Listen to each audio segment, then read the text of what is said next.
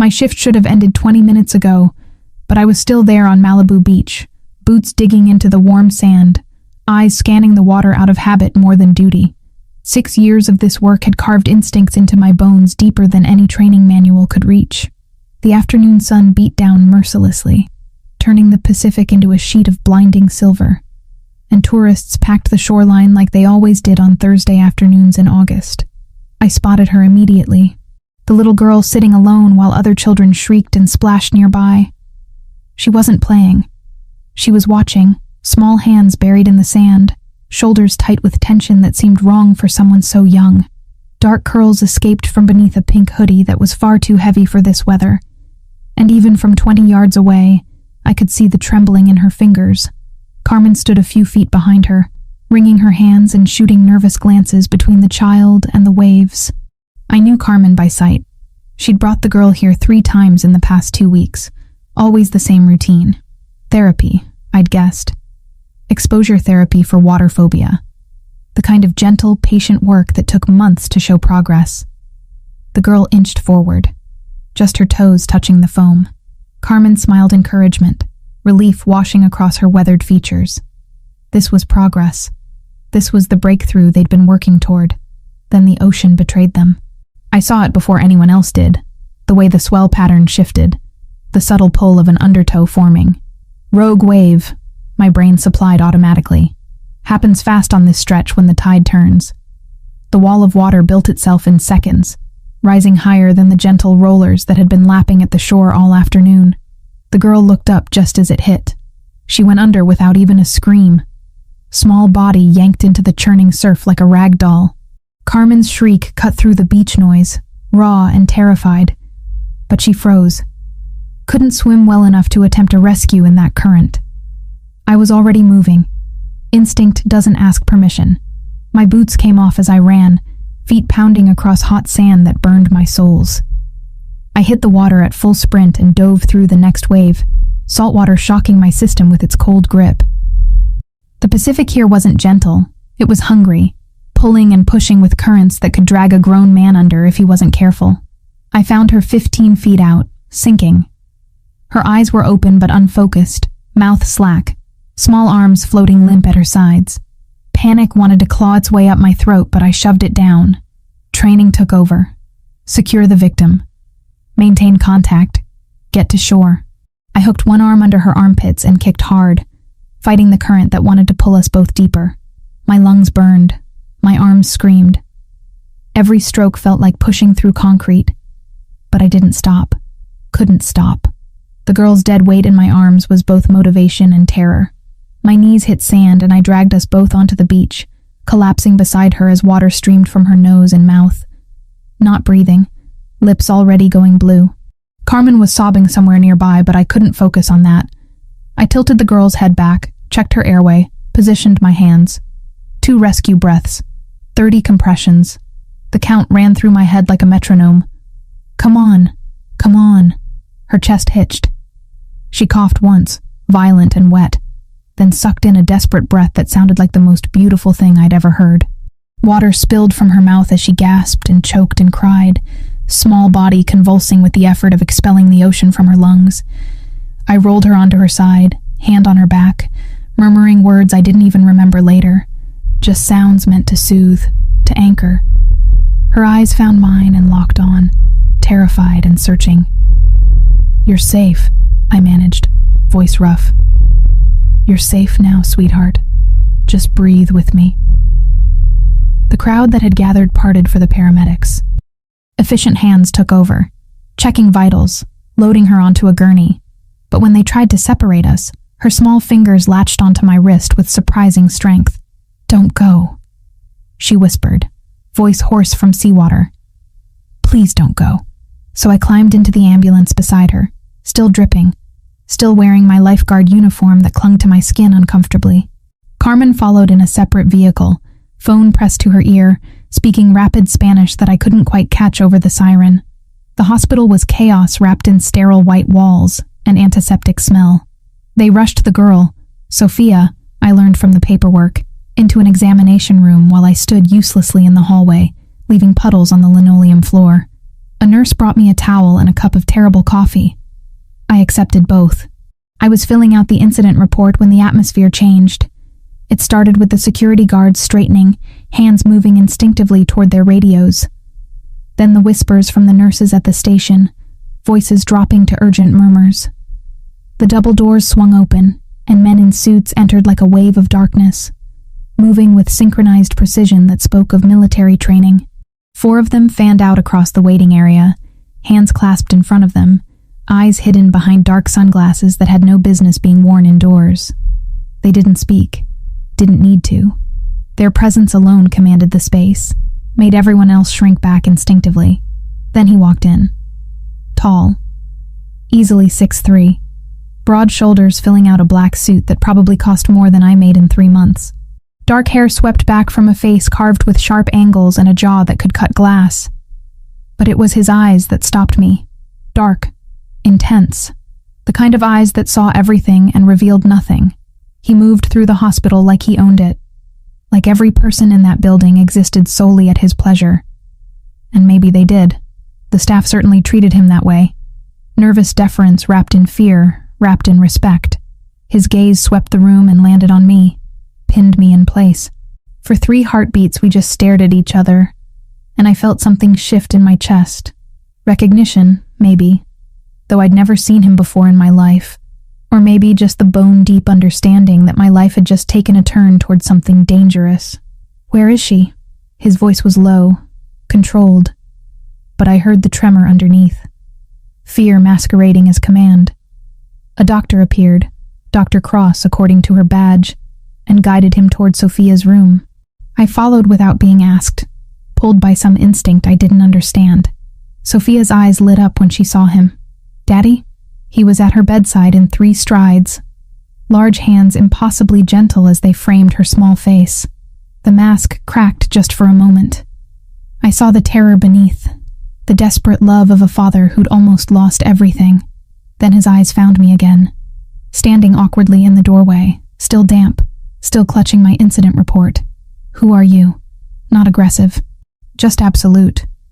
A demand for information that expected immediate compliance. "Claire Hartwell. I'm a lifeguard." I pulled her out. Sophia's hand shot out, grabbing mine before I could step back. "She saved me, Daddy." The water was so scary and she saved me. Something shifted in his expression. The hardness softened fractionally around the edges. He stood slowly, moved toward me with that same predatory grace. "Thank you." 2 words that sounded like they'd been dragged from somewhere deep. "I owe you everything." "You don't owe me anything. I was doing my job." His head tilted slightly, studying me with new interest. "Your job ended at 3. It's 3:20. Observant. Unsettling. She needed help. Most people would have called 911 and watched. I'm not most people." That earned me something that might have been a smile on someone less intimidating. Clearly, Sophia still hadn't let go of my hand. Her grip was weak, but insistent. Fingers cold against my palm. "Don't leave. Please don't leave." The man, her father, watched this interaction with an expression I couldn't read. Then he turned to me fully, and I felt the weight of his attention like a physical thing. "How much do you make?" "As a lifeguard." I blinked. "Excuse me?" "Your salary. Annually. I don't see how that's relevant." "Humor me." Something in his tone suggested this wasn't a request. 45,000. Plus overtime. He nodded once, as if that confirmed something. "Work for me instead. Full-time. Your only job is to protect my daughter." My mouth opened, closed. I can't just... 150,000. Health insurance. Housing provided. The number hit me like a physical blow. More than triple my current salary. Enough to finally move my mother to a better facility. One with actual specialists instead of overworked nurses. Enough to breathe for the first time in 3 years. "Why?" I managed. His gaze never wavered. "Because my daughter trusts you. Because you jumped into dangerous water without hesitation. Because I need someone who acts on instinct when it matters." He paused. "And because I can see you need the money." That last part stung with its accuracy. "I need time to think about this. You have 24 hours.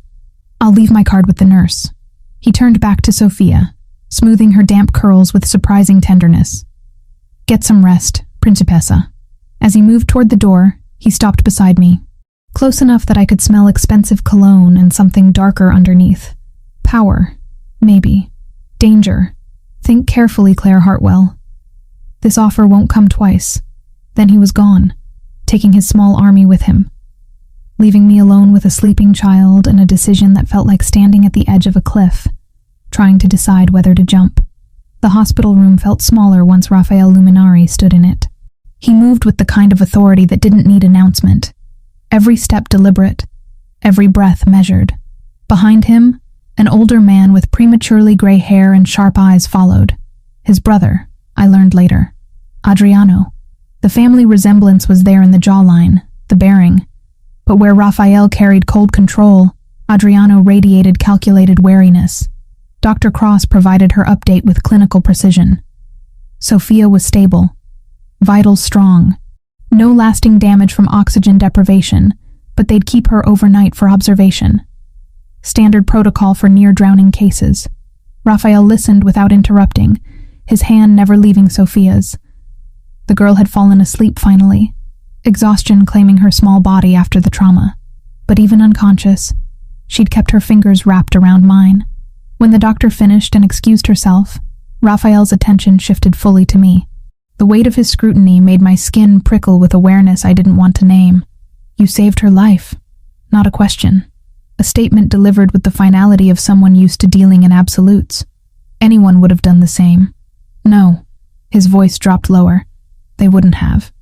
Most people hesitate. Fear overrides instinct. He paused, eyes narrowing slightly. "You didn't hesitate." I shifted uncomfortably, suddenly aware of how disheveled I looked. Still in my damp lifeguard uniform, hair tangled with salt and sand, bare feet leaving marks on the sterile floor. It's what I'm trained for. Training doesn't eliminate fear. It just gives you tools to work through it. He stood slowly, movements fluid despite his size. "What's your full name?" "Claire Hartwell." "Family?" The question felt invasive, but something about his tone made refusal feel dangerous. "My mother. She's in a care facility. Multiple sclerosis." His expression didn't change, but I saw something flicker in those dark eyes. Recognition, maybe. Or calculation. "Father?" "Dead. Fishing accident when I was 19. "Siblings?" "No." He nodded once as if filing away information. "Your salary. Not enough to cover your mother's care and your own expenses." It wasn't a question, and the accuracy of it made my stomach clench. How did he know about my mother's facility? "I manage." "Barely." He crossed his arms, suit jacket pulling across broad shoulders. "Work for me instead. Full time. Your only responsibility is Sophia's safety." The proposal hung between us, absurd in its simplicity. "You don't know anything about me. I know you risked your life for a stranger's child. I know you stayed when you could have left. I know my daughter trusts you, which is more than I can say for most people." His gaze held mine. $150,000 annually. Full health insurance that includes coverage for your mother. Housing provided on my property in Pacific Palisades. The number stole my breath. Triple my current salary. Enough to move my mother to a facility with actual neurologists instead of rotating residents. Enough to stop choosing between groceries and gas. "I need time to think about this. You have 24 hours. He reached into his jacket and withdrew a business card, placing it on the small table beside Sophia's bed. "My direct number. Call when you've decided. And if I say no?" Something almost like a smile crossed his face. "Then you say no. I don't force people into service, Miss Hartwell. But I think you'll find the alternative less appealing." Before I could respond, Sophia stirred, her grip on my hand tightening.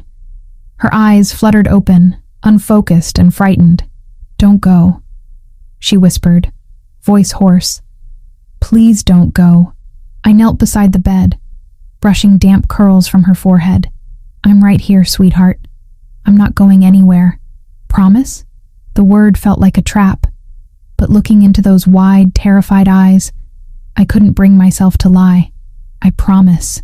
Raphael watched this exchange with an expression I couldn't read. Then he leaned down, pressing a kiss to Sophia's forehead with surprising gentleness. "Rest, Principessa. Carmen will be here soon." He straightened, gave me one last measuring look, and left without another word. Adriano lingered in the doorway for a moment, his gaze sharp and assessing. "My brother doesn't trust easily," he said quietly. "The fact that he's offering you this position means something. Don't make him regret it." Then he was gone too, leaving me alone with a sleeping child and a business card that felt like it weighed 1,000 pounds. I stayed until Carmen arrived, guilt-stricken and apologetic. She took my place at Sophia's bedside, thanking me over and over in rapid Spanish that I only half understood. I assured her it wasn't her fault, that rogue waves were unpredictable, that Sophia was safe now. The drive home to my tiny studio apartment felt surreal. I kept replaying the offer in my head. $150,000, housing included, my mother finally getting the care she deserved. But working for Rafael Luminari meant entering a world I didn't understand, a world where men wore suits worth more than my car and moved through hospitals like they owned them, where security details followed them everywhere and people spoke in hushed, fearful tones when they passed. I fell into bed still wearing my uniform, exhaustion pulling me under despite the questions circling in my mind. The phone woke me at 2 a.m. The facility. My mother had taken a turn.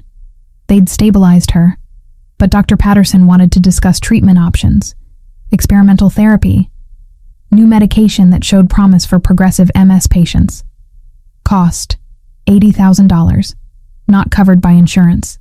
I sat on the edge of my bed, staring at Raphael's business card on my nightstand, and understood that the choice had never really been mine at all. The office building where I met Raphael the next morning didn't look like a criminal enterprise. It looked like success. Gleaming glass and steel in downtown LA, with Luminari Imports etched discreetly on the lobby directory. The receptionist expected me, directing me to the top floor with efficient courtesy. Raphael's office occupied the entire penthouse level. Floor-to-ceiling windows offered views of the city stretching to the ocean. The decor was minimalist, but expensive. Dark wood, leather furniture, abstract art that probably cost more than my car.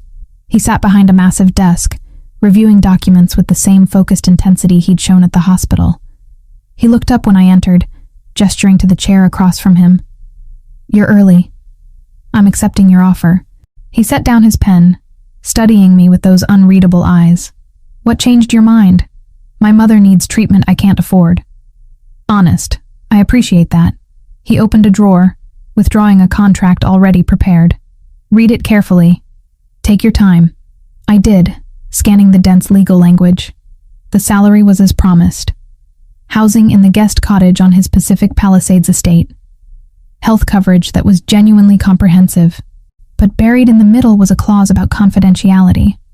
Knowledge of family business operations and associates, with penalties for disclosure that made my hands go cold. "What exactly is your business, Mr. Luminari?"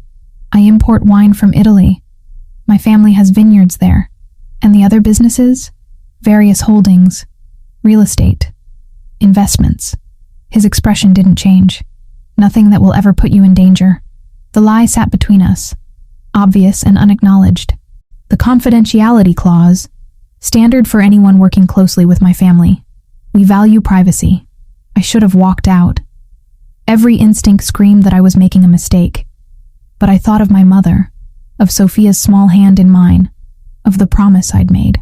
I signed. Raphael countersigned without hesitation, then stood and extended his hand. "Welcome to my employ, Miss Hartwell. You start today." His grip was firm, warm, and sent an unwelcome jolt of awareness through me that I immediately pushed aside. This was business, nothing more. The Pacific Palisades mansion made the office building look modest. Sprawling Mediterranean architecture behind gates and walls, with grounds that seemed to stretch forever. Armed guards patrolled with professional efficiency.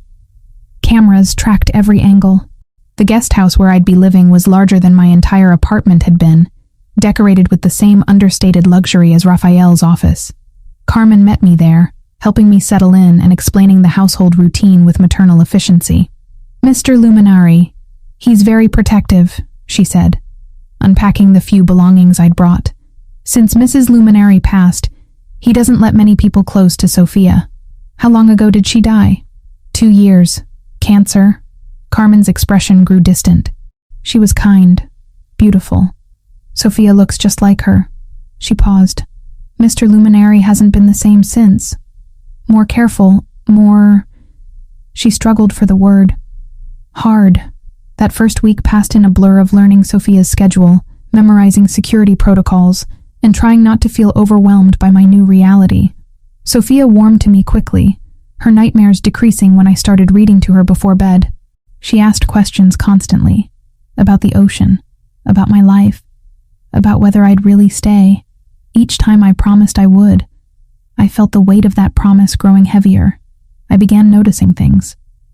The late-night meetings in Raphael's study, men arriving in expensive cars, speaking in low Italian, the way conversations stopped when I entered rooms, the careful way everyone avoided discussing exactly what business Raphael conducted. One evening, passing by his study, I heard raised voices. The door was slightly ajar, and I glimpsed Raphael gesturing sharply at a man I didn't recognize. The tension was palpable even from the hallway. Carmen appeared beside me, gently steering me away. Mr. Luminary's meetings are private. What kind of business is he really in, Carmen? Her expression closed off immediately. The kind you don't ask questions about if you value your peace. That night, Sophia woke screaming from a nightmare about drowning. I held her while she cried, singing softly until she fell back asleep in my arms. When I looked up, Raphael stood in the doorway, watching with an expression that made my breath catch. She trusts you, he said quietly. She's a good kid, sweet. She doesn't let people in easily. Neither do I. He moved closer, and the guest room suddenly felt smaller. But you're different. She knew it from the moment you pulled her from the water. I'm just doing my job. No. His voice dropped lower. You're doing much more than that. And I'm beginning to think hiring you was either the best decision I've made or the most dangerous.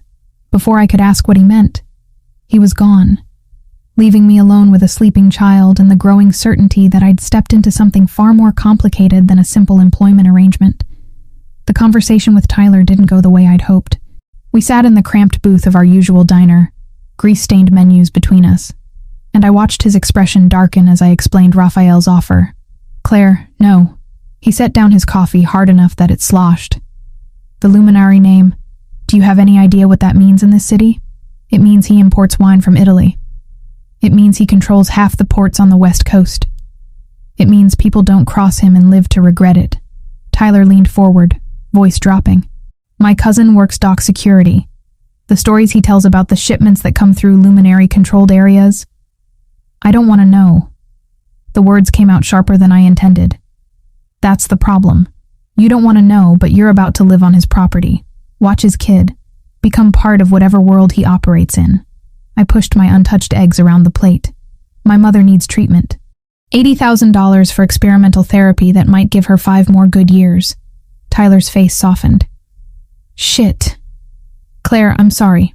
When did you find out? Dr. Patterson called at 2 this morning. They want to start within the month. We sat in silence for a moment, the clatter of dishes and conversation washing over us. Finally, Tyler reached across the table and squeezed my hand. Just promise me you'll be careful.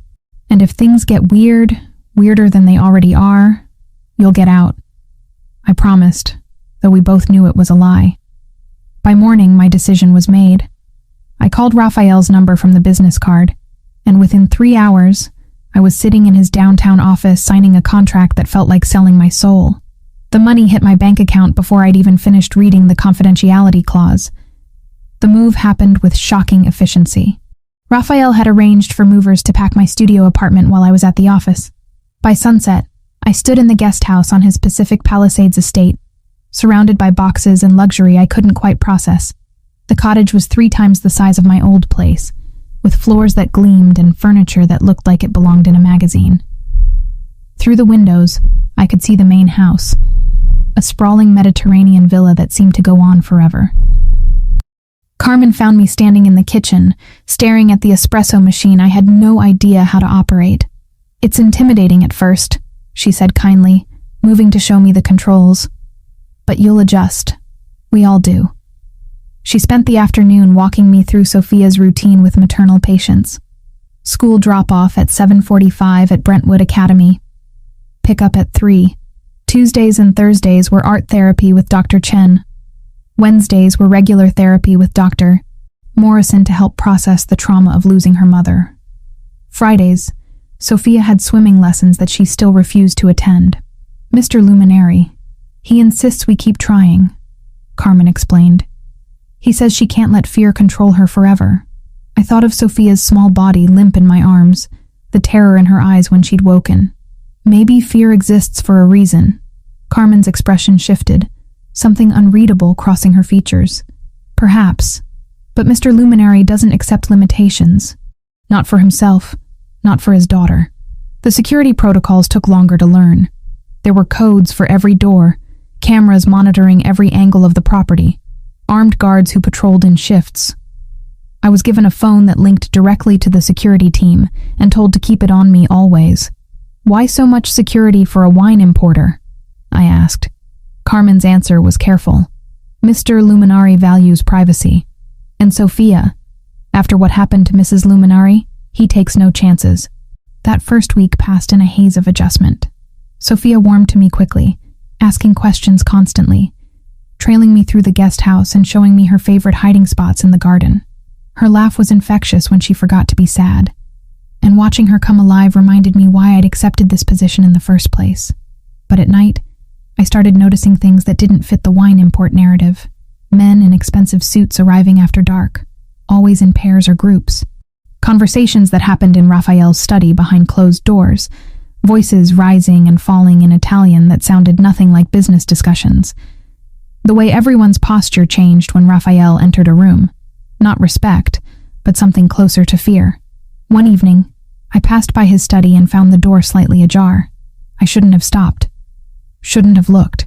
But I heard Raphael's voice, sharp with authority, and curiosity overrode common sense. Through the crack, I glimpsed him standing at his desk, flanked by Adriano.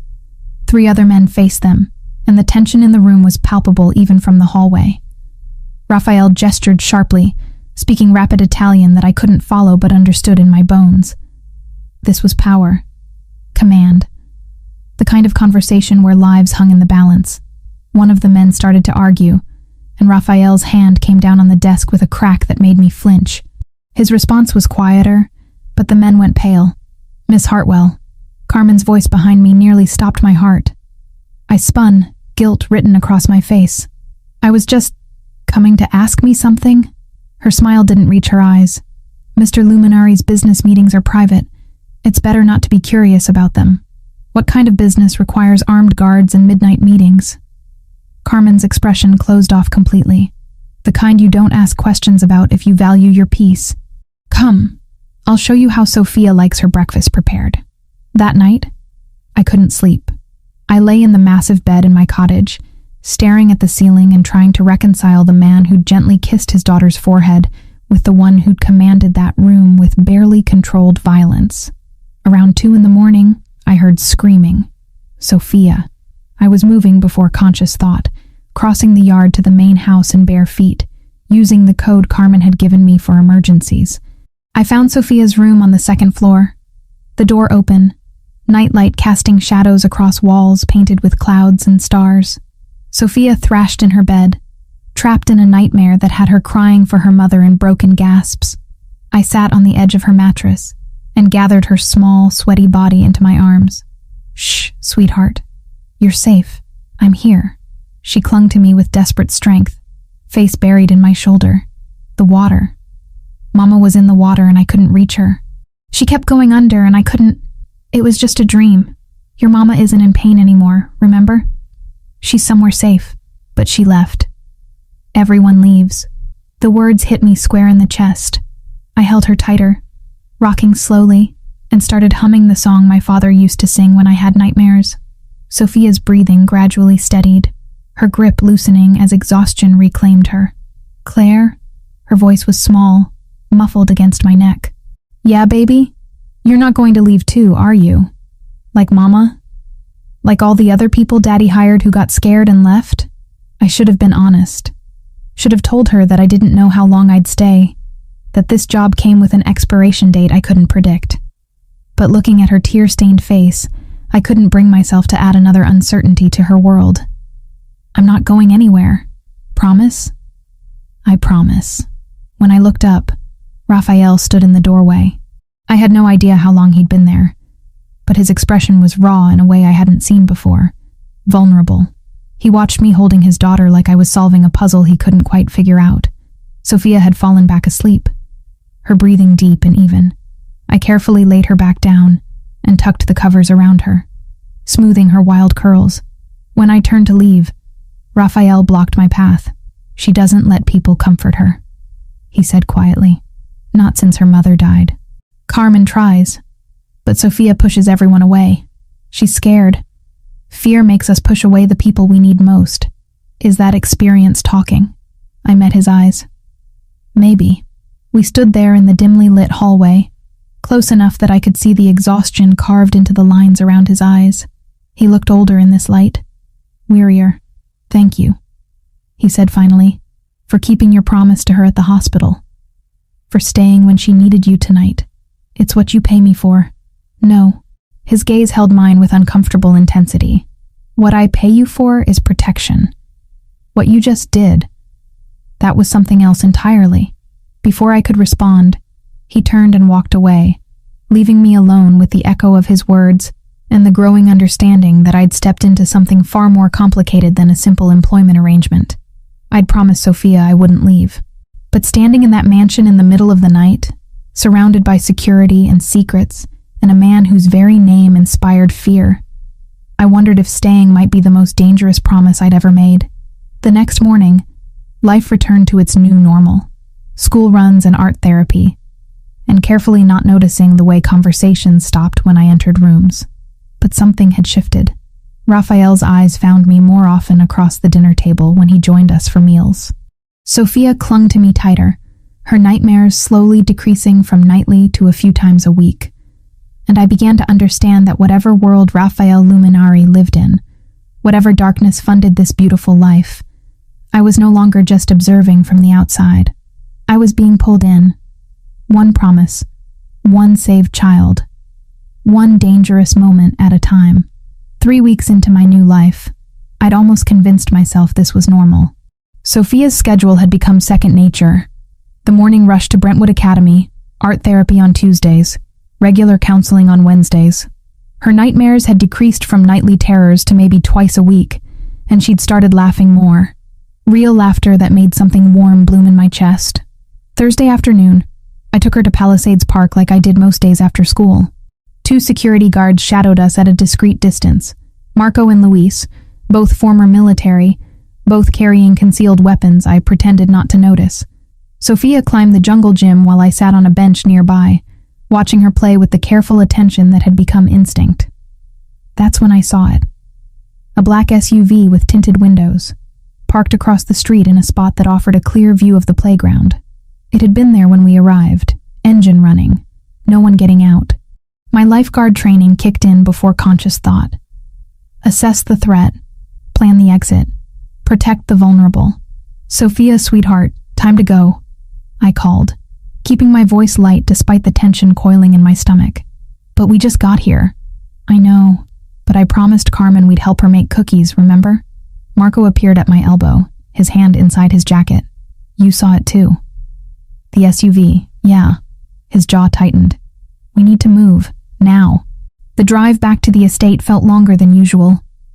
My eyes constantly checking the rearview mirror. The SUV didn't follow, but that somehow made it worse.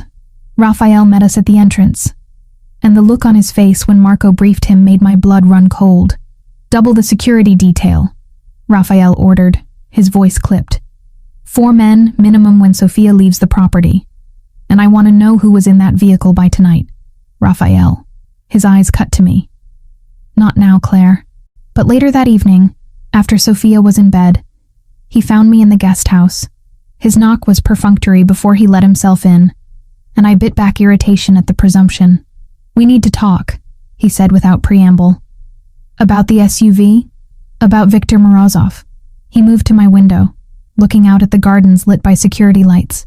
He controls most of the Russian operations in Los Angeles. Drugs, weapons, human trafficking. He wants what we have. We? I crossed my arms. You mean your wine import business? Raphael turned, and for the first time since I'd met him, something like frustration crossed his carefully controlled features. You're not naive, Claire. You've been here 3 weeks. You've seen the meetings, the security, the way people react to my name. So, tell me the truth. What are you really?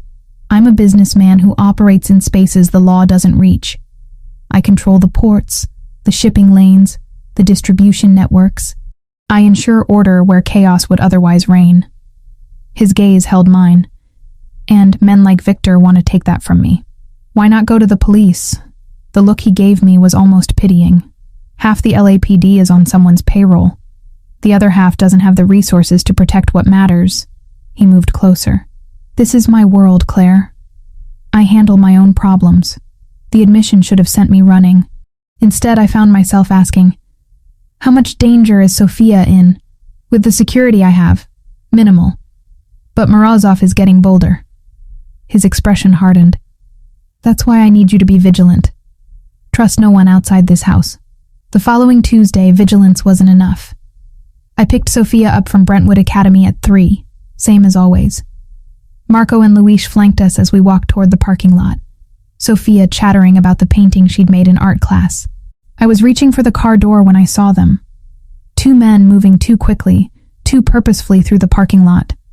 Everything happened in seconds. Marco shouted a warning. One of the men reached for Sophia. My lifeguard training took over, the same instinct that had made me dive into dangerous water without hesitation. I grabbed Sophia, spun her behind me, and screamed fire at the top of my lungs. The word cut through the afternoon like a blade. Parents turned. Teachers came running.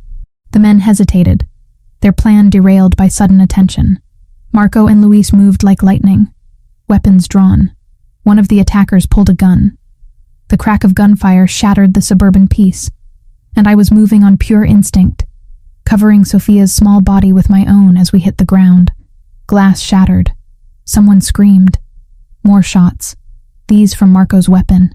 Then silence, broken only by Sophia's terrified crying against my chest.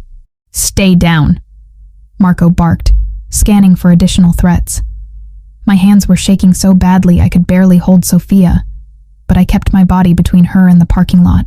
The attackers were on the ground, one clutching his leg, the other flat on his back. Luis had his gun trained on them while Marco spoke rapid commands into his phone. Raphael arrived before the police, which should have told me everything I needed to know about his influence. He came through the chaos like a force of nature, his usual control fracturing when he saw us on the ground. He dropped to his knees beside us, hands hovering over Sophia's shoulders, as if afraid to touch her, afraid she might break. Are you hurt? Sophia, baby, look at me. Daddy, she sobbed, reaching for him. He pulled her into his arms, and over her head, his eyes found mine. You could have died. I was still kneeling on the asphalt, adrenaline making my limbs feel disconnected. It's what you pay me for. No. His voice was rough, raw in a way I'd never heard. This was beyond any contract. You didn't have to do that. Yes, I said quietly. I did. Something passed between us in that moment. An understanding, an acknowledgement of something neither of us was ready to name. Then the moment broke as police sirens wailed closer. The aftermath was chaos. Police statements. Adriano appearing with lawyers who handled everything with practiced efficiency. The 2 attackers were taken away, and Raphael made it clear through channels I didn't want to understand that they would face consequences before the legal system ever touched them. That evening, a woman arrived at the estate unannounced. Lucia Bellavita moved like she owned the place, all polished elegance in designer clothes that probably cost more than my car had. She kissed Raphael's cheek with the familiarity of someone who'd done it 1,000 times. I heard about the incident, she purred, her hand lingering on his arm. How terrifying. Poor Sophia. Sophia, who'd been sitting beside me on the couch, stiffened. I don't like you. Sophia, Raphael warned. But there was no real heat in it. I mean it. You're not my mom, and you're not Claire. I want Claire to stay. Lucia's smile didn't falter. but her eyes when they met mine were cold. Later, when Raphael stepped away to take a call, she sat beside me with predatory grace. "You're the lifeguard," she said, not quite a question. "The one who saved her at the beach." "Yes. How noble." Her tone made it sound like anything but. "Raphael has a habit of collecting people who owe him favors. A business arrangement, nothing more. Don't mistake his gratitude for anything deeper." Before I could respond, Raphael returned. "Lucia, I appreciate the visit, but we're dealing with increased security protocols." She rose smoothly, kissing his cheek again. "Of course. Call me if you need anything." Her gaze slid to me one last time. Anything at all. After she left, Raphael found me in the kitchen, staring at nothing. "She's wrong," he said quietly. "About what?" "About why you're here." He moved closer, close enough that I could smell his cologne, feel the heat of his body. "This stopped being just business the moment you jumped into that water. We both know it." My heart hammered against my ribs. "Raphael, your mother," he interrupted. "I can provide additional security for her facility. No one will be able to touch her." The offer should have been welcome. Instead, it felt like another chain. "No," his brow furrowed. "Claire, I already owe you everything. My job, my home, my mother's treatment. I won't owe you her safety too." I met his eyes. "She stays out of this." For a long moment he just looked at me. Then he nodded slowly. "As you wish. But if that changes, it won't." He left without arguing, but I saw something in his expression I couldn't quite name. Respect, maybe, or concern. That night, I lay awake thinking about gunfire and Sophia's small body in my arms, about the way Raphael's control had cracked when he'd thought we were hurt, about Lucia's warning and the growing certainty that I was in deeper than any contract could define. Somewhere in the house, I heard voices, Raphael and Adriano, speaking in tense Italian. The investigation into the attack. The search for whoever had given away our schedule, our route. The perfect time to strike. There was a traitor in Raphael's organization. Someone close enough to know our movements. And until they were found, none of us were safe. I pulled the covers tighter and tried not to think about how much easier it would be to leave, how much smarter. But I'd made a promise to Sophia. And increasingly, I realized, I'd made one to myself too. Whatever this world was that Raphael inhabited, whatever darkness funded these beautiful lies, I was no longer just an observer. I was part of it now, for better or worse. The week after the school parking lot incident passed in a tense blur. 4 security guards shadowed us everywhere now. Sophia's nightmares returned with a vengeance, and I spent most nights in her room, holding her while she cried herself back to sleep. Raphael worked longer hours. His study door closed more often than not, the murmur of Italian conversations bleeding through the walls at all hours. I'd started to understand what Carmen had meant, about not asking questions, about letting things be. But understanding and accepting were different things entirely. It was Wednesday night when everything changed. Sophia was finally asleep after an hour of reading, and I headed downstairs to grab water from the main house kitchen. The estate was quieter than usual. Most of the staff had gone home, and even the usual rotation of guards seemed lighter. I was passing Raphael's study when I heard the sound. A muffled cry, then the crack of something hard against flesh. My feet stopped moving before my brain could catch up. The door wasn't fully closed, just a sliver of space, but enough. I shouldn't have looked. Every instinct Carmen had tried to drill into me screamed to walk away, to pretend I'd heard nothing, seen nothing. But my hand was already pushing the door wider, my eyes already adjusting to the scene inside. Raphael stood in the center of the room, suit jacket discarded, shirt sleeves rolled to his elbows. Blood spotted the white fabric.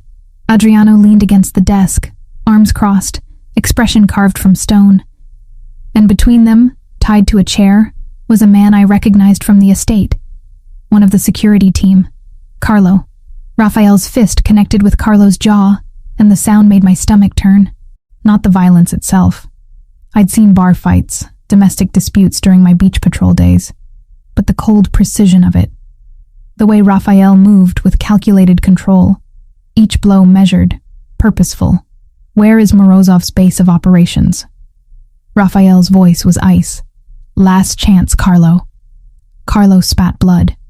Go to hell. Another hit. This one to the ribs. The crack of bone was unmistakable. I must have made a sound. A gasp. A whimper. Something. Because Raphael's head snapped toward the door. Our eyes locked, and I saw it happen in real time. The predator recognizing an intruder. The mask slipping back into place. Claire. Not a question. A command wrapped in my name. I stumbled backward, but Adriano was already moving, blocking my escape route with his body. I think she's seen enough to warrant a conversation. Get her out of here, Raphael said, but his eyes never left mine. No. My voice shook but held. I'm already here. Might as well tell me the truth. The truth? Raphael's laugh was bitter. You want the truth? This man sold information to Viktor Morozov. He told them exactly where Sofia would be, when, and how many guards would be with her. He's the reason men with guns showed up at her school. I looked at Carlo. At the blood running from his nose. The way he wouldn't meet my eyes. Guilty. Unmistakably guilty. So call the police. The police? Raphael moved toward me, and I forced myself not to flinch. The police can't hold him. Morozov has judges, lawyers, cops on his payroll. Carlo would be out in 48 hours, and my daughter would still be a target. So you're just going to torture him? I'm getting information that will keep my family safe. He stopped inches from me, close enough that I could see the flecks of blood on his collar. This is my world, Claire. I told you that when you signed the contract. I told you not to ask questions. No, something hot and furious rose in my chest. You told me you imported wine. You told me Sofia needed protection. You never told me I'd be working for someone who... I gestured at Carlo, at the blood, at everything wrong with this picture. Who does this? Raphael's jaw tightened. I never lied to you. You chose not to see. The accuracy of that hit like a physical blow. He was right. I'd seen the guns, the guards, the late-night meetings. I'd heard Carmen's warnings and Tyler's concerns. I'd known, and I'd chosen the money anyway. Chosen the comfort and security and the ability to save my mother. I need to leave. The words came out strangled. You can't. What do you mean I can't? I quit. Find someone else to watch Sofia. Adriano spoke from behind me, voice heavy with something like pity. Check your contract, Miss Hartwell.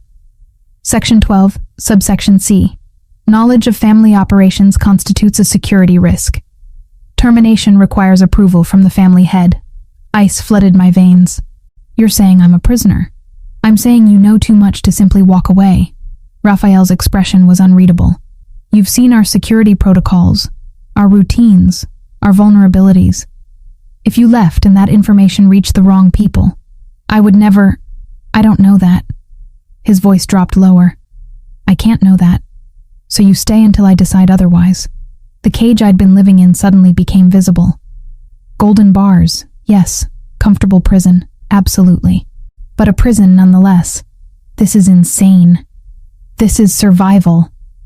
Raphael turned back to Carlo. Adriano, take Claire back to the guest house. Make sure she stays there. Don't touch me. I jerked away from Adriano's reaching hand. I can walk myself. But I didn't go to the guest house. I went to Sofia's room, needing to see her, needing to remind myself why I'd stayed in the first place. She was curled around Mr. Flopsy, her stuffed rabbit, breathing deep and even. Peaceful in a way she rarely was anymore. I sat on the edge of her bed and tried to reconcile the man who'd kissed this child's forehead with such gentleness with the one I'd just seen systematically breaking another human being. Claire? I turned to find Sofia awake, eyes heavy with sleep. Hey, sweetheart. Just checking on you. You're sad. It wasn't a question. Did Daddy make you sad? Smart kid. Too smart. Grown-ups have complicated feelings sometimes. Are you going to leave? Her voice went small. Like everyone else who gets scared of Daddy? The question shattered something in my chest. Has that happened before? She nodded. Lots of times. People come to work for Daddy, and then they see something or hear something, and they get scared and leave. Daddy says it's because they're weak. She sat up, clutching my arm. But you're not weak. You saved me. You're the strongest person I know. I pulled her into my arms, feeling the weight of my promise at the beach settling heavier on my shoulders. I'm not going anywhere, baby. I promised you that, remember? But you're mad at Daddy.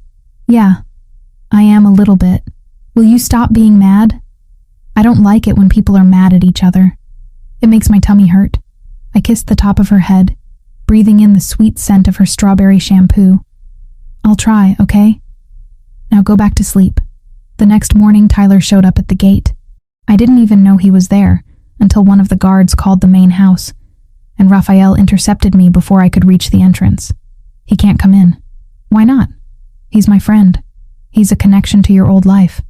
A potential security risk. He's a lifeguard who knows nothing about your business. He knows you work for me. He knows where you live. That's already too much. Raphael's expression was immovable. I've told the guards to turn him away. Something inside me snapped. All the fear and confusion and anger from the previous night boiled over in a surge of pure rage. You don't own me, don't I? His voice was dangerously soft. Let's review, shall we? You live in my house. You eat my food. You use my vehicle, my insurance, my resources. Your mother breathes because I pay for her treatment. You exist in this life because I allow it. You son of a... My hand moved before thought, connecting with his cheek with a crack that echoed through the foyer. The security guards tensed, hands moving toward weapons. Raphael held up a hand, stopping them. For 3 heartbeats, we just stared at each other. Then he moved, fast as lightning, catching my wrist and pulling me against him. Feel better? His voice was rough, breath hot against my face. No. Good. Because I don't either. The kiss was inevitable. Angry and desperate and wrong in every way. His mouth crashed against mine with bruising force, and I kissed him back with equal fury, channeling every conflicted emotion into the press of lips and clash of teeth. His hand fisted in my hair, angling my head, and I dug my nails into his shoulders hard enough to leave marks through his shirt. It lasted maybe 30 seconds. Then reality crashed back in, and we broke apart like we'd been burned. That was... I started. A mistake, Raphael finished, voice rough. That was a mistake. Agreed. We stood there breathing hard, the space between us charged with everything we couldn't say. Then Raphael stepped back, smoothing his shirt with shaking hands. Adriano wants you to understand the consequences of betrayal, of what happens when someone crosses the line. He wouldn't meet my eyes. You'll witness Carlo's execution tonight. Non-negotiable. Raphael, 7 o'clock. Study. Don't be late. He walked away before I could argue, leaving me alone with the taste of him still on my lips and the crushing realization that I'd just kissed a man who terrified me. Worse, I'd wanted it. The execution was clinical. Quick. A single shot to the head while Carlo knelt in the basement I hadn't known existed. I didn't scream. Didn't cry. Just stood there with Adriano's hand on my shoulder, forcing myself to watch as the man who'd endangered Sophia paid the price.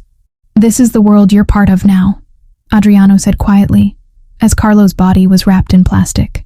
You can fight it, or you can accept it, but you can't escape it. That night, I lay in bed staring at the ceiling, unable to close my eyes without seeing blood. Sophia was safe. My mother was receiving care. I had security and comfort and everything I'd needed, but I was falling in love with a monster, and his 6-year-old daughter had become the child I'd never had. There was no escape. Not from Raphael's world, and not from the terrifying truth that I didn't want to escape anymore. The cage door was open, and I was choosing to stay. That realization was more frightening than anything I'd witnessed in Raphael's study. 2 weeks crawled by after Carlo's execution. I barely slept. When I did, I saw blood spreading across concrete, heard the crack of gunfire echoing in my ears. Sophia sensed something was wrong. Kids always do, and clung to me tighter than usual. Her nightmares returned with renewed intensity, and most nights found us curled together in her bed, both of us seeking comfort we couldn't quite name. Raphael kept his distance. We existed in the same house, orbited each other during meals and handoffs of Sophia, but we didn't speak beyond what was necessary. The kiss hung between us like smoke. Impossible to ignore, impossible to address, I hated that I missed him. Hated that I'd catch myself looking for him in doorways, listening for his voice in the hallway. Hated that I'd memorized the way he moved, the cadence of his breathing, the precise shade of his eyes when they softened looking at his daughter. Carmen noticed. Of course she did. He's hurting too, she said one afternoon while we folded laundry. Mr. Luminari. He doesn't know how to be close to people anymore. Not since Mrs. Luminari died. That's not my problem, isn't it? Her knowing look made me want to throw something. The call came at 2 a.m. on a Friday. I'd finally fallen into restless sleep when my phone lit up with a number I didn't recognize. Instinct made me answer. Miss Hartwell? A man's voice, accented. Russian. I have something that belongs to you. Ice flooded my veins. Who is this? My name is Viktor Morozov. Perhaps Raphael has mentioned me? A pause that dripped malice. Your mother sends her regards from Sunny Meadows Care Facility. Such a lovely woman, so fragile. The room tilted. If you hurt her, that depends entirely on you, Miss Hartwell. You have 6 hours to present yourself at the address I'm texting you. Come alone. Tell no one. If you comply, your mother lives. If you don't, he let the sentence hang. Well, these things can be so tragically unpredictable. The line went dead. A text arrived seconds later with an address near the port. I sat frozen, phone clutched in shaking hands, mind racing through impossible options. Call Raphael. Don't call Raphael. Go alone. Don't go alone. My mother's face swam before my eyes. The way she'd smiled during her last lucid moment. The way she'd squeezed my hand and told me she was proud of me. The decision made itself. I was pulling on clothes, grabbing my keys, when Raphael appeared in my doorway like a shadow given form. Where are you going? I jumped, pressing a hand to my racing heart. Jesus, don't do that. It's 3 a.m. Where are you going? The lie formed on my tongue, but his eyes, those impossibly dark, knowing eyes, saw right through me. Victor called. He has my mother. Raphael's expression went arctic. When? 10 minutes ago. He wants me to come alone to an address by the port. 6 hours. It's a trap. I don't care. Claire. She's my mother. The words ripped from somewhere deep and raw. I know it's a trap. I know he'll probably kill me anyway. But I can't. I won't let her die because of me. Because of this. I gestured at the house, at him, at everything wrong with this beautiful prison. Raphael moved closer, and I saw something crack in his carefully maintained control. And Sophia. You promised her you wouldn't leave. The words hit like a physical blow. This isn't the same, isn't it?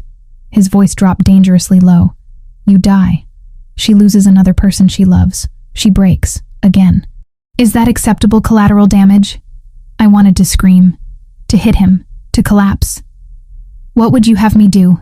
Let my mother die? Let me handle it. He pulled out his phone, already typing. Adriano can have a team mobilized in 20 minutes. Military extraction. We go in hard. We get your mother out. We end Morozov for good. He said come alone. He's lying. Viktor Morozov is a sadist who enjoys the game more than the outcome. He wants you scared and helpless. I won't give him that satisfaction. Hope and terror warred in my chest. You'd do that? Risk your men for my mother? Something in his expression softened. I'd risk considerably more than that. The operation happened with terrifying efficiency. Within 30 minutes, Raphael had assembled 15 armed men in tactical gear. Adriano briefed them in clipped Italian, while Raphael studied blueprints of the warehouse, where Victor was supposedly holding my mother. You stay here, Raphael told me, checking his gun with practiced ease. With Sophia. 4 guards remain with you. No. His head snapped up. Excuse me? I'm coming with you. Absolutely not. She's my mother, Raphael. I'm not sitting here doing nothing while you risk your life for her. This isn't negotiable. Neither is this. I crossed my arms, channeling every ounce of stubbornness I possessed. I'm going. Lock me in a room. I'll find a way out. Drug me. I'll fight until I can't stand. You want me to stay? You'll have to shoot me. Adriano made a sound that might have been amusement. Raphael looked like he wanted to strangle me and kiss me in equal measure. Fine, he bit out. But you stay in the vehicle. You don't leave. You don't engage. You're dead weight on this op. Understand? I nodded, relief making my knees weak. The warehouse district near the port was exactly as bleak as I'd imagined. Rusting metal structures and broken asphalt stretching toward black water. We drove with headlights off, parking 2 blocks from the target location. Raphael's team moved like ghosts, spreading out to surround the building. Stay here, Raphael ordered one final time before sliding from the SUV. I lasted maybe 3 minutes before my phone buzzed. A video message from an unknown number. I opened it and nearly vomited. My mother, tied to a chair, blood trickling from her temple. Behind her, Victor Morozov smiled at the camera. Your friend Raphael is here, Miss Hartwell. How predictable. Come inside in the next 60 seconds or I start removing fingers. I was moving before thought, slipping from the vehicle while the driver was focused on his radio. The warehouse loomed ahead, door hanging open like a mouth. Gunfire erupted inside, sharp cracks followed by shouted commands. I ran. The interior was chaos. Muzzle flashes lit the darkness like strobe lights, men shouting in English, Italian, Russian. I dodged behind a pillar as bullets whined past, heart slamming against my ribs. Then I saw her. My mother, still in that chair, and Victor standing behind her with a gun to her head. Raphael approached from the left, weapon raised, face carved from stone. That's close enough, Luminari, Victor called. You've caused me considerable trouble. Let her go. This is between us. Oh, but it's so much more entertaining this way. Victor's smile was a shark's. You get to choose. The pathetic woman or your new pet? Who do you value more? Sophia. The voice cut through everything. I turned and there she was. Sophia, clutching Carmen's hand, eyes wide with terror. Carmen looked stricken, mouthing apologies I couldn't hear over the blood rushing in my ears. Victor's attention snapped to the child.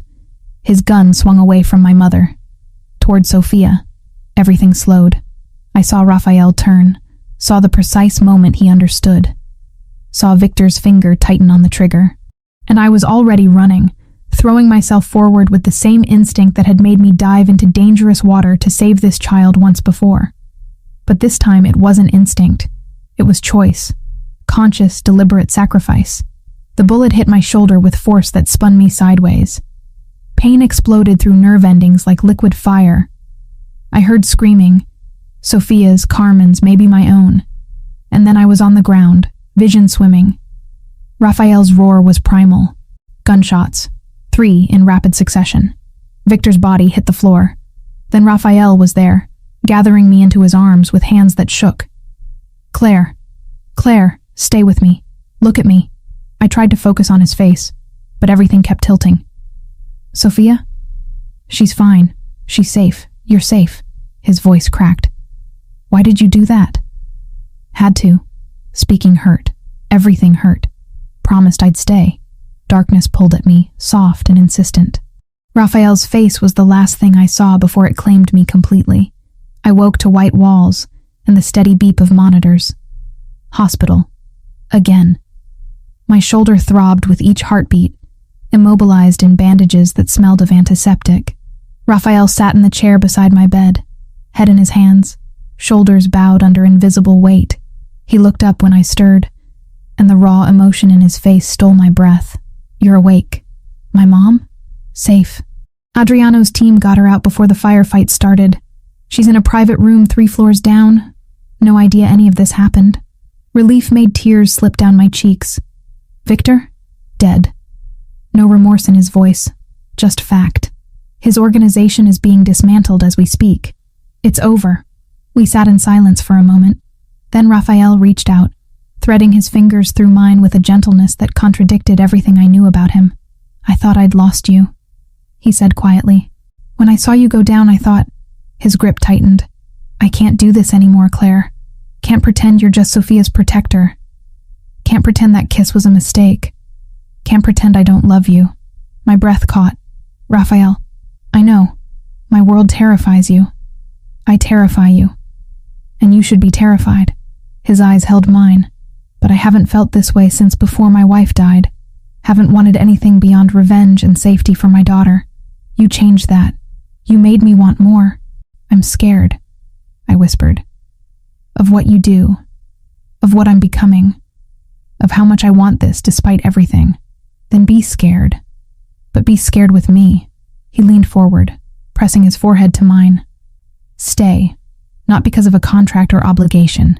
Stay because you choose to. Outside the hospital window, the city sprawled in the morning light. Somewhere out there was my old life. Safe, simple, small. And here was this new one. Dangerous, complicated, impossibly large. I thought of Sophia's face. Of the promise I'd made. Of the way my heart stuttered every time Raphael looked at me like I was something precious instead of something useful. I'll stay, I said. But I need you to promise something. Anything. No more secrets. No more half-truths. You want me in your life? All of it. I see everything or I see nothing. Raphael studied my face for a long moment. Then he nodded. Everything. I promise. He kissed me then, soft and careful, mindful of my injuries. And for the first time since I'd signed that contract, I felt like I was exactly where I belonged. 2 weeks after the warehouse, I was finally cleared to go home. The bullet had torn through muscle and bone, but missed anything vital. Dr. Cross called it miraculous. I called it lucky. Raphael refused to let me return to the guest house, insisting I recover in the main house where he could keep an eye on me. Sophia became my shadow. She'd drag pillows and blankets into my room, setting up camp on the floor like she was afraid I'd disappear if she fell asleep. We read books, watched movies, and she'd tell me elaborate stories about underwater kingdoms where everyone was safe and happy. The nightmares had stopped completely. Raphael visited constantly, bringing meals, adjusting pillows, checking my medication schedule with the precision of a general planning military operations. The tenderness was almost harder to handle than the violence had been. This version of him, gentle, attentive, vulnerable, threatened to undo every defense I'd built. One evening, after Sophia had finally been coaxed to her own bed, Raphael found me on the balcony outside my room. The city stretched below, lights glittering like fallen stars. You should be resting. He moved beside me, close but not touching. I've been resting for 2 weeks. I'm going stir-crazy. Dr. Cross said another week minimum before. Raphael. I turned to face him. We need to talk about what happens next. Something guarded entered his expression. What do you mean? You said you loved me. That you wanted me to stay. But I can't stay in this world the way it is now. I took a breath, gathering courage. If you want me here, really here, not just as Sophia's protector, things have to change. What kind of changes? Transparency. No more secrets about your business. I need to understand what I'm part of. I counted on my fingers. I want veto power over any decisions involving Sophia's safety. No extreme violence near her or me. I can't witness what I saw in that basement again. And you need to start transitioning toward legitimate operations. Real ones, not just fronts. Raphael was quiet for so long I thought he'd refuse. Then he exhaled slowly. That's a significant ask. I know. But it's non-negotiable. The transition could take years. My family has operated this way for generations. You don't just walk away from territory, alliances, obligations. I'm not asking you to walk away overnight. I'm asking you to start moving in that direction. I met his eyes. For Sophia. For us. For any kind of future where we're not constantly looking over our shoulders. He turned to the railing, gripping it hard enough that his knuckles went white. If I agree to this, if I fundamentally alter how I operate, my enemies will see it as weakness. They'll move against us. Then we handle it. Together. You make it sound simple. It's not. But the alternative is me leaving once I'm healed. Taking my mother somewhere far from this city and never looking back. The words hurt to say, but I forced them out. I can't raise Sophia in a world of constant violence. I won't. Raphael turned back to me, and the raw emotion in his face made my breath catch. You'd take her from me? No. You'd lose her yourself by refusing to give her a safer life. I softened my voice. She's 6 years old, Raphael. She's already lost her mother. How much more trauma can she survive before it breaks her permanently? The truth of that hit him visibly. He moved closer, cupping my face with both hands. Everything you asked for. I agree to all of it. Just like that? You think I haven't been considering this since the moment I saw you bleeding in that warehouse? His thumb brushed my cheekbone. I've built an empire on violence and fear. But what's the point of power if I lose the only people who make me want to be better? I kissed him then, pouring every complicated emotion into the press of lips and the tangle of tongues. When we broke apart, both breathing hard, he rested his forehead against mine. This won't be easy, he warned. Nothing worth having ever is. The following week, Raphael called a meeting with his senior people. I sat beside him in his study, a statement in itself. Adriano raised an eyebrow but said nothing. The other men looked uncomfortable with my presence. But Raphael's expression brooked no argument. We're restructuring, he announced without preamble. Over the next 5 years, we transition primary operations to legitimate business. Wine import expands. We invest heavily in real estate, shipping logistics, security consulting. And the current operations? Adriano asked carefully. Phase out gradually. We honor existing obligations but take no new contracts in weapons, gambling, or anything that draws federal attention. Raphael's tone left no room for debate. I've already started talks with the Castrovani family about assuming some territory. We'll maintain enough presence to stay protected, but reduce exposure significantly. The room erupted.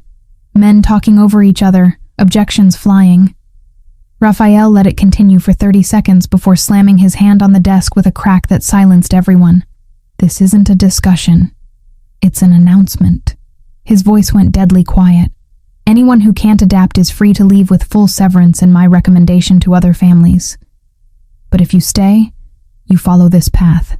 Adriano studied his brother for a long moment. Then he nodded. I'm with you. That was all it took. The others fell in line, though I saw doubt and resentment in several faces. Change wouldn't come easy, but it would come. 3 weeks later, Lucia Bellavita returned. She swept into the estate like she'd never left, all designer clothes and perfect hair, demanding to see Raphael. I was in the garden with Sophia when Carmen came to get me, her expression tight with worry. Miss Lucia is here. She's very upset, making accusations. My stomach sank. What kind of accusations? She's saying you're working with the police, that you're an infiltrator sent to destroy Mr. Luminari's organization. Sophia's hand tightened in mine. Is that lady back? I don't like her. I know, baby. Why don't you stay here with Carmen while I go talk to your dad? I found them in Raphael's study. Lucia pacing like a caged animal while Raphael sat behind his desk, expression unreadable. Adriano leaned against the wall, arms crossed. There she is, Lucia spat when she saw me. The little lifeguard who came from nowhere and suddenly has access to everything. Don't you find that suspicious, Raphael? I find your timing suspicious, Raphael replied calmly.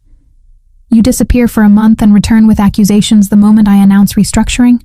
Because I've been investigating. She pulled out a folder, slamming it on his desk. Phone records. Bank transactions. She's been in contact with someone at the FBI. Ice flooded my veins. That's impossible. Is it? Lucia's smile was vicious. 3 calls to the same number over the past month. A number registered to Special Agent David Chen. Raphael's expression went carefully blank. Explain. I can't. My mind raced. I don't know anyone named David Chen. I haven't been in contact with the FBI. The evidence says otherwise. Lucia leaned forward. She's playing you, Raphael. Using your feelings to destroy you from the inside. Let me see those records. Adriano pushed off the wall, studying the documents. His frown deepened. The number is listed, but... He pulled out his own phone, dialing. This is Adriano Luminari. I need a trace on... He stopped. When? I see. Thank you. He hung up, looking at Lucia with new interest. That number was registered to an FBI agent. David Chen, who was killed in the line of duty 8 months ago. Before Claire ever came here, the color drained from Lucia's face. That's impossible. I verified. You verified what you wanted to see. Raphael stood slowly, which raises the question of how you got these records at all.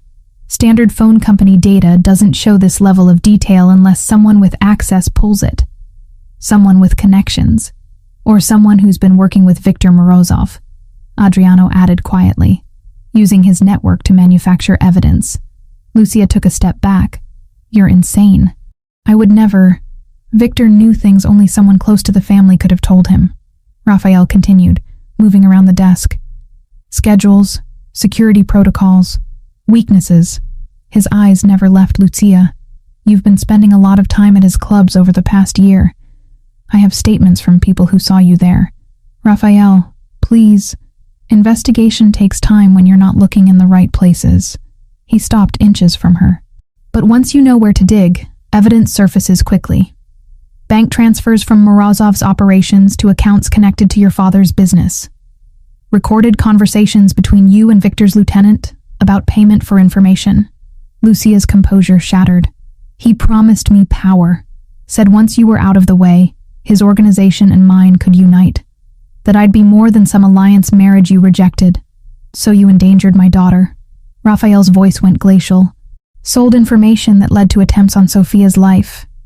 The child was never supposed to be hurt. That wasn't part of the plan. Get her out of my sight. Raphael turned away dismissively. Adriano, arrange transport out of the city. If she's here by tomorrow night, she dies. If she ever returns, she dies. If any member of her family attempts contact with mine, they all die. Adriano grabbed Lucia's arm, dragging her toward the door despite her protests. Raphael waited until they were gone before turning to me. I'm sorry. His hands flexed at his sides. I should have known immediately that evidence was fabricated, that you'd never betray us. You had to verify. I understand. I moved closer, taking his hand. This is what transparency looks like. Asking hard questions, investigating until you find the truth. He pulled me against him, burying his face in my hair. I almost lost you again. If I'd believed her without checking, but you didn't. You trusted what you knew about me more than convenient evidence. I tilted my head back to look at him. That's what matters. 6 months passed like water through fingers. The transition Raphael promised began taking shape. Slowly, with resistance, but undeniably real. The wine business expanded into legitimate distribution deals. Real estate investments multiplied. Security consulting contracts with actual corporations started filling the ledgers alongside the shadowy operations that were gradually phased out. I still worked as a lifeguard 3 days a week. Raphael had been incredulous when I insisted, but I needed that connection to who I'd been, to the person who dived into dangerous water without hesitation. Some mornings I'd watch the sunrise over Malibu Beach and marvel at how far I'd traveled from that moment. Sophia bloomed. The nightmares were gone completely. She'd even started swimming lessons. Actual lessons, not the terror-filled therapy sessions. Watching her laugh in the pool, fearless and happy, made every complicated choice feel worth it. My mother's condition stabilized with the new treatment. She had more good days than bad now, and though she'd never fully understand where the money came from, she was grateful. Raphael changed in ways I hadn't expected. He smiled more, laughed with Sophia, held my hand during dinner like we were a normal family instead of a carefully constructed alliance between worlds. The violence hadn't disappeared. It couldn't, not completely, but it had moved further from our daily lives. From Sophia's innocence. We were having breakfast when Raphael slid a small box across the table. Sophia squealed before I'd even opened it. Is it a ring? Are you getting married? Can I be flower girl? I looked at Raphael, questions in my eyes. He took my hand. I know this isn't conventional. I know we've done everything backward. His thumb brushed my knuckles. But you saved my daughter. You saved me. And I don't want to spend another day without making this official. Inside the box was a ring. Aquamarine surrounded by small diamonds. The color of the ocean where everything started. Marry me, Claire. Not because of a contract or obligation. Marry me because I love you. Because Sophia loves you. Because we're already a family and I want the world to know it. Sophia bounced in her chair. Say yes. Say yes. I looked at this man who'd terrified me. This child who'd captured my heart. This impossible life I'd built from wreckage and salt water. and I realized I wasn't choosing between safety and danger anymore. I was choosing love, with all its complications. Yes, Sophia's cheer could probably be heard in downtown LA. Raphael slipped the ring on my finger and kissed me while his daughter chanted, "Wedding, wedding, wedding," like a prayer. Outside the window, the Pacific stretched blue and endless, holding secrets and promises in equal measure.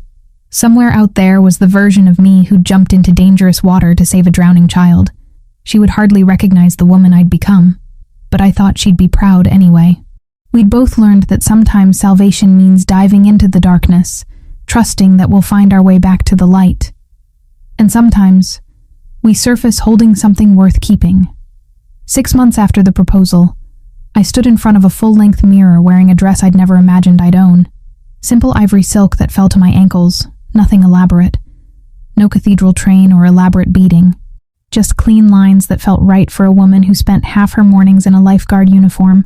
Carmen fussed with my hair while Sophia bounced on the bed behind me, already dressed in her flower girl outfit, pale blue that matched her eyes. "You look like a princess," Sophia declared. "Daddy's going to cry."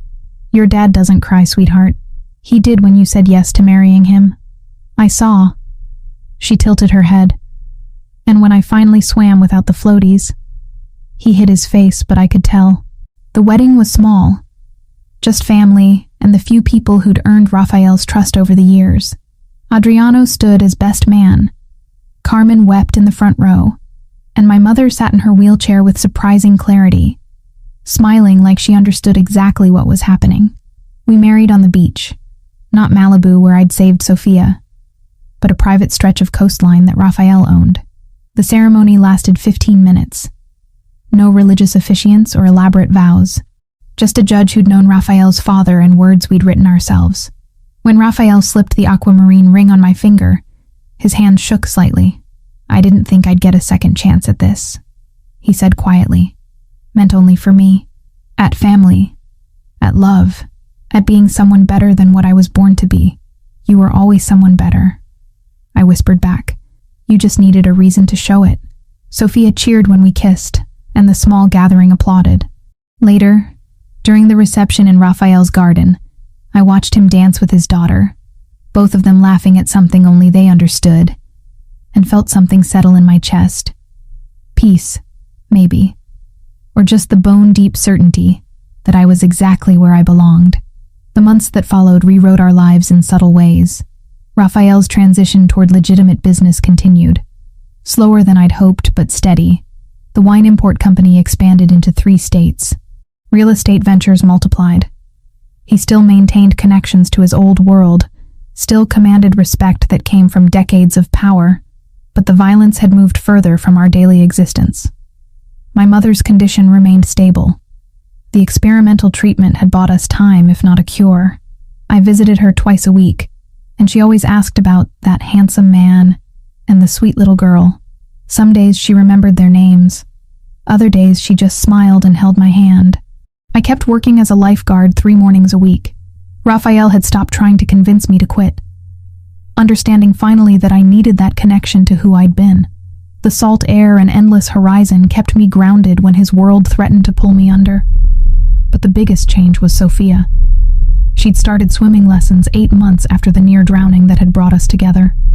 Real lessons, not the terror-filled exposure therapy with Carmen. I was her instructor, of course. Neither Raphael nor I would trust anyone else with something so personal. The first few sessions were difficult. She'd panic when water touched her face, cling to the pool edge with white knuckles, cry that she wanted to stop. But she was her father's daughter, stubborn, determined, refusing to let fear win. By month 3, she could float on her back without my hands supporting her. By month 5, she was doing basic strokes across the shallow end. By month 7, she asked if we could try the ocean. That morning, 1 year and 2 months after I'd pulled her unconscious from the surf, we stood together at the water's edge. Sophia wore a bright yellow swimsuit, her dark curls pulled into a ponytail that bounced as she jumped from foot to foot. "I'm ready," she announced, though her grip on my hand said otherwise. Raphael stood further up the beach with Adriano. both of them trying and failing to look casual. I knew Raphael's heart was probably hammering as hard as mine. "We don't have to do this today," I offered Sophia one more time. "We can wait." "No." Her jaw set with familiar luminary determination. "I want to. The ocean took Mama, but it gave me you. I'm not scared anymore." The logic was 6-year-old simple, but it broke something open in my chest.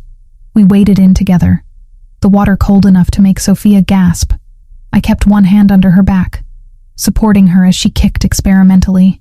A wave rolled toward us, small, gentle, and she tensed. "I've got you," I promised. "Just like that first day. I'll always have you." She nodded and pushed off. Her strokes were clumsy but determined, arms churning water as she moved parallel to the shore. I stayed beside her, ready to catch her if she faltered. But she didn't need me. After 20 feet, she stopped and stood, water to her waist, grinning like she'd conquered Everest. "I did it! Did you see?" From the beach, Raphael whooped loud enough to startle seagulls. Sophia splashed toward shore, and he caught her up in his arms, spinning her while she shrieked with laughter. Over her head, his eyes found mine, and the gratitude in them was almost painful to witness. That afternoon, the three of us walked the beach together. Sophia ran ahead, collecting shells and chasing waves that retreated before her feet. Raphael's hand found mine, fingers interlacing with the ease of long practice. "Thank you," he said quietly. "For what?" "For diving into the water that day. For staying when every instinct probably told you to run. For teaching her that fear doesn't have to be permanent." He paused. "For teaching me the same thing." I leaned into his shoulder, breathing in salt air and expensive cologne, and the particular scent that was just him. "I didn't save you, Raphael. We saved each other." "Is that your professional opinion as a lifeguard?" "It's my professional opinion as someone who knows about drowning." I looked up at him. "You were drowning in grief and violence. I was drowning in debt and loneliness. Sophia was drowning in trauma. And somehow, we all found each other at exactly the right moment."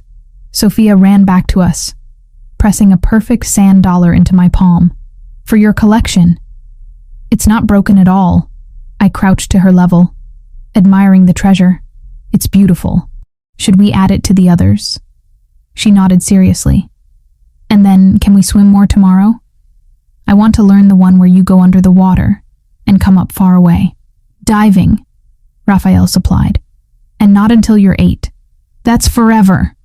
"That's 2 years, Principessa." She huffed dramatically but accepted the ruling, running ahead again toward where the tide had left a tangle of seaweed worth investigating. Raphael pulled me to my feet, and we continued walking. The sun was setting, painting the ocean in shades of copper and gold. I thought about the girl I'd been a year ago, desperate, exhausted, making impossible choices out of necessity. I thought about the man Raphael had been, buried in darkness, seeing his daughter as the only light in a world built on violence. We were different people now. Not perfect, not free from complications, but real in ways we hadn't been before. "I love you," Raphael said suddenly. "I don't say it enough. You say it every morning and every night. Then I should say it more." He stopped walking, turning me to face him. "You took a bullet for my daughter. You stood by me when I gave you every reason to leave. You demanded I be better, and then believed I could be. That's not love you repay with words. How do you repay it?" He glanced toward Sophia, now dancing in the foam where water met sand. "By being the man who deserves it. By building a world where she doesn't have to be afraid. By making sure you never regret diving into that water." Sophia called to us, waving frantically at something she'd discovered. We walked toward her together. This family we'd built from trauma and salt water, from impossible choices and desperate faith. They say lifeguards are trained to save people from drowning. What they don't tell you is that sometimes the person you save ends up saving you right back. That sometimes the most dangerous water isn't in the ocean. It's in the human heart, in the spaces between fear and trust, between survival and truly living. I jumped into dangerous water to save a child I didn't know, and in return, she and her father had pulled me from depths I hadn't even realized I was drowning in.